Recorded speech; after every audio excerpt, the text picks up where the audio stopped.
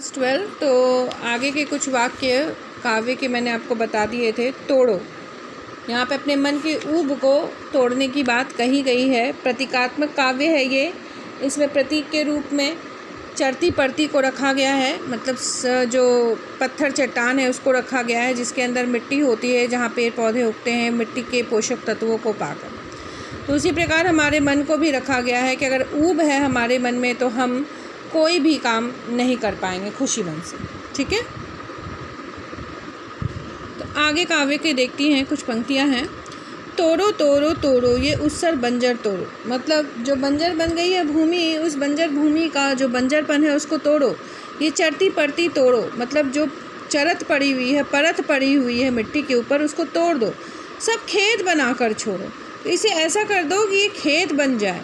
इन चट्टानों को हटाकर खेत बनाने का काम करो, ताकि वहाँ पे मतलब एक पेड़ पौधा उगाया जा सके। मिट्टी में रस होगा ही जब वह पोसेगी बीज को, तो मिट्टी में तो रस होगा ही, तभी तो उसमें बीज डालोगे तो वो उसे पोसती है और बड़ा करके एक पेड़ पौधा बना देती है। हम इसको क्या कर डालें, इस अपने मन की खींच को गोड़ो गोड़ो गोड़ो। लेकिन हमारे मन में जो खींच है, जो उबाऊपन है, जो अरुचि है, उसका हम क्या करें, उसे गोड़ो गोड़ो गोड़ो, मतलब उसकी गुड़ाई कर दो। जब खेत करते हैं ना तो मिट्टी में हम गुड़ाई करते हैं, है ना, मिट्टी को अच्छे से मिलाते हैं। तो उसी प्रकार से अगर आपके मन में कोई अरुचि है तो उसकी गुड़ाई कर दो। उस अरुचि को अपने मन से निकाल कर बाहर फेंक दो। मिट्टी में अगर कोई पत्थर चट्टान मिलती है तो आप उसको बाहर कर देते हो ना, उसी प्रकार से अपने मन की खींच को, अरुचि को बाहर कर दो। प्रसंग, इसमें कवि ने यह भाव प्रकट किया है कि जिस प्रकार उत्सर बंजर भूमि को खेत में बदलना ही सृजन की आरंभिक क्रिया है, उसी प्रकार अपने मन से खींच को निकाल कर ही सृजन की भाव भूमि तैयार की जा सकती है। तो हम क्या कर सकते हैं, अपने मन की खींच को निकालते हैं और निकाल करके वहाँ पे भाव भूमि तैयार कर सकते हैं कि हम किसी भी कार्य को करने में सक्षम है और अक्षम नहीं है। व्याख्या, कवि कहता है कि इस उत्सर बंजर को तोड़ दो, मतलब जो बंजर बन गई है ना भूमि, उस बंजर भूमि को तोड़ दो। इस चारागाह और खाली छोड़ी गई भूमि को भी तोड़ दो। जहाँ पे चरने के लिए पशु आ जाते हैं उस जगह को भी खेत बनाना है। खाली जगह जो भी छोड़ी गई है भूमि में उसको भी खेत बनाना है।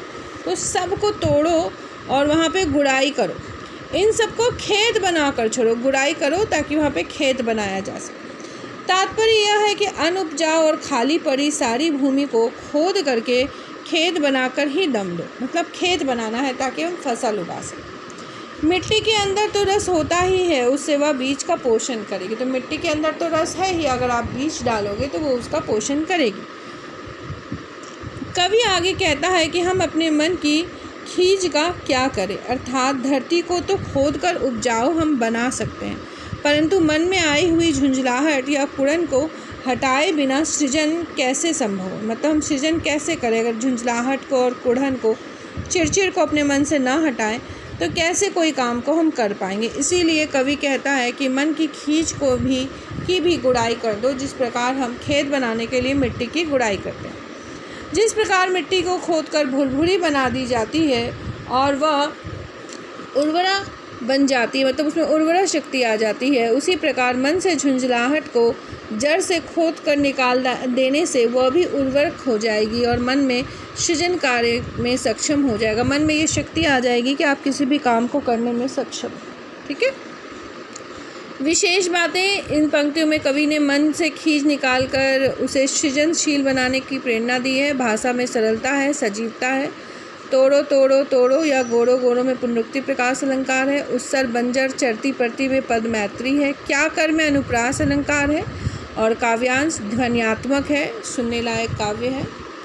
अब आ जाइए प्रश्नोत्तर। तो वसंत आया के प्रश्नोत्तर पॉइंट्स में लिखिएगा, ज़्यादा बेटर वही होता है। मैंने हमेशा समझाया है कि पॉइंट्स में ही जो है आप आंसर दिया कीजिए। तो वसंत आया, वसंत आगमन की सूचना कवि को कैसे मिली।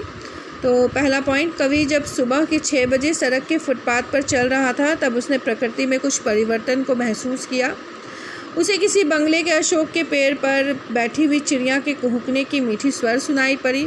सड़क के किनारे घने वृक्ष से गिरे हुए पीले पीले जो सूखे पत्ते हैं उनके पाँव के नीचे दबकर चरमर की आवाज़ आई।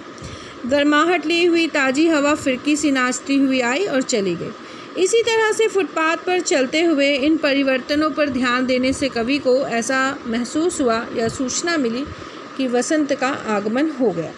ये पॉइंट इम्पॉर्टेंट है, इसमें से आप इसे कर लीजिए, इसे कर लीजिए और इसे कर लीजिए कि कवि को किस प्रकार पता चला कि वसंत का आगमन हो गया। कोई 6 बजे सुबह फिरकी सी आई चली गई, इस पंक्ति में निहित भाव क्या है? तो सुबह के लगभग 6 बजे कवि सड़क के फुटपाथ पर जा रहा था और उसे गर्माहट ली हुई ताज़ी सी हवा महसूस हुई। उसे ऐसा लगा कि जैसे गर्म पानी से नहाकर आई है वो हवा, इतनी ताजगी भरी है। हवा मस्ती में फिरकी सी नाचती हुई आई और चली गई। तब कवि को ऐसा एहसास हुआ कि ज़रूर वसंत आ गया है, तभी तो इतनी सुंदर हवा चली। अलंकार, बड़े बड़े प्याराए पत्ते, अनुप्रास अलंकार एवं पुनरुक्ति प्रकाश अलंकार। कोई 6 बजे सुबह जैसे, जैसे का प्रयोग है तो उत्प्रेक्षा अलंकार। खिली हुई हवा आई फिरकी सी का प्रयोग किया गया तो उपमा अलंकार या अनुप्रास अलंकार। ठीक है। दहर दहर दहकेंगे कहीं ढाक के जंगल, अनुप्रास अलंकार एवं पुनरुक्ति प्रकाश अलंकार। क्योंकि देखिए यहाँ पे 2 शब्दों का प्रयोग किया गया है ना, 2 शब्दों का प्रयोग किया गया है। दहर दहर दोनों में एक ही शब्द आ रहे तो पुनरुक्ति हो गई और पहला वर्ण द है इसीलिए पुनरुक्ति प्रकाश अलंकार। जब सी का प्रयोग करते हैं यहाँ पे तो ये उपमा अलंकार होता है। ठीक है। खिली हुई हवा आई फिरकी सी आई का प्रयोग यहाँ पे 2 बार हुआ है, इसलिए इसे अनुप्रास अलंकार भी कहा जा सकता है, परंतु है ये उपमा ही अलंकार। ठीक है, तो अनिवार्य इसे लिखना है। किन पंक्तियों से ज्ञात होता है कि आज मनुष्य प्रकृति के नैसर्गिक सौंदर्य की अनुभूति से वंचित है? जो आज का सौंदर्य है, प्राकृतिक सौंदर्य है, उसे हम अपनी आँखों से देख नहीं पाते, ना महसूस करते। किन वाक्यों से लगता है? या नहीं जाना था कि आज के नगण्य दिन जानूंगा जैसे मैंने जाना कि वसंत आया। तो कवि के कहने का अर्थ यह है कि मेरे को नहीं लगा था, मैंने पहले कभी सोचा भी नहीं था कि मुझे इस तरह से कभी अनुभव भी हो सकता है जैसा आज अनुभव हुआ कि वसंत का आगमन हो गया। प्रकृति मनुष्य की सहचरी, इस विषय पर अपने विचार को व्यक्त कीजिए। मनुष्य का और प्रकृति का जो संबंध है वो एक सहचरी की तरह, एक दोस्त की तरह है ना। प्रकृति जो है वो मनुष्य की सहेली की तरह है। मनुष्य अपनी प्रकृति को जो देगा प्रकृति उसे वही वापस देती है। प्रकृति मनुष्य की सहचरी है। प्रकृति संसार में जीवन का मूल आधार है। मनुष्य का अस्तित्व प्रकृति पर ही निर्भर करता है, तो प्रकृति का स्वरूप मनुष्य पर निर्भर करता है। मतलब दोनों एक दूसरे के पूरक हैं। मनुष्य और प्रकृति दोनों एक दूसरे के सहचरी हैं, साथ चलने वाले, दोनों एक दूसरे के साथ चलते हैं। प्रकृति मनुष्य की सहेली की तरह हो जाती है, मतलब वो उसके साथ चलती है। प्रकृति मनुष्य के बिना कुछ नहीं और मनुष्य प्रकृति के बिना कुछ नहीं। प्राचीन काल से ही प्रकृति की पूजा करने की परंपरा रही है। इसका कारण यह भी है कि मनुष्य प्राचीन काल में भी प्रकृति की महत्व को समझ चुका था। तो पुराने ज़माने में आप सुनते होंगे पेड़ पौधों की पूजा की जाती थी, तो मनुष्य पुराने ज़माने के जो थे वो भी जानते थे कि प्रकृति के बिना हम जीवन जी नहीं सकते, वायु के बिना, जल के बिना हम रह नहीं सकते, फल सब्जी अनाज के बिना हम रह नहीं सकते। तो प्रकृति हमारे लिए हमारे जीवन का मूल आधार है। तो प्रकृति के बिना हमारा जीवन जो है वो नहीं चल सकता। प्रकृति द्वारा मानव को जीवन प्रदान करने के कारण उसे मनुष्य की सहचरी माना गया है। आज के संदर्भ में यह कथन और भी अधिक प्रासंगिक हो गया है। मतलब आज जैसा समय, आधुनिक मानव क्या हो गया, प्राकृतिक संसाधनों का बहुत दोहन करने लगा। अपनी सुख सुविधाओं को बढ़ाने के लिए वो इन प्राकृतिक संपदाओं का दोहन कर रहा है, उन्हें नष्ट कर रहा है। मानव जीवन के विकास क्रम में प्रकृति के दुरुपयोग ने विनाशकारी स्थिति भी पैदा कर दी।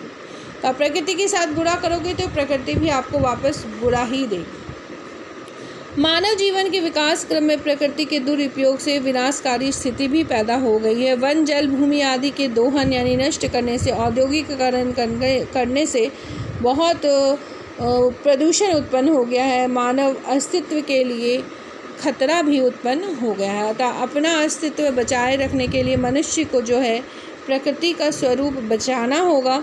इस प्रकार आज के संदर्भ में यह बात और भी प्रासंगिक हो गई है कि प्रकृति मनुष्य की सहचरी है।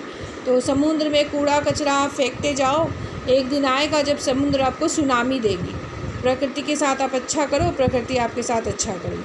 तो ये है बहुत बड़ा आंसर, बहुत बड़ा उत्तर है। तो इसे मैं कल आपको पॉइंट्स में टिक कर देती हूँ, तब आप इसे लिखिएगा और याद कीजिए। धन्यवाद।